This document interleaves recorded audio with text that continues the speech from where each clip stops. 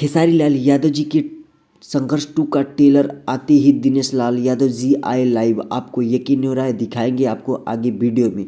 यह संघर्ष 2 फिल्म एकदम KGF 2 फिल्म का टक्कर दे रहा है। आपको यकीन नहीं हो रहा है, आप देख सकते हैं जैसे KGF में रॉकी भाई बंदूक से पूरी पुलिस थाने को एकदम उड़ा के रख देते हैं, वैसे ही हमारे भोजपुरी इंडस्ट्री के शेर superstar trending star Khesari Lal Yadav ji भी गन को लेकर कहीं न कहीं तबाह तो कर ही रहे हैं।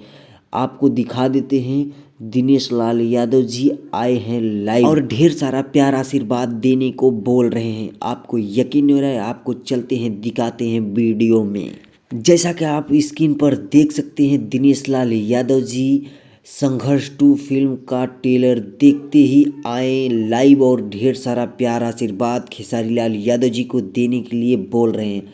तो ऐसे ही खेसारी लाल यादव जी के रिलेटेड अपडेट न्यूज पाने के लिए हमारे चैनल को कर दीजिए सब्सक्राइब और बेल आइकन को कर दीजिए प्रेस, ताकि मैं जो भी नया वीडियो अपलोड करूं उसका नोटिफिकेशन सबसे पहले आप तक पहुंचे। जय भोजपुरी समाज।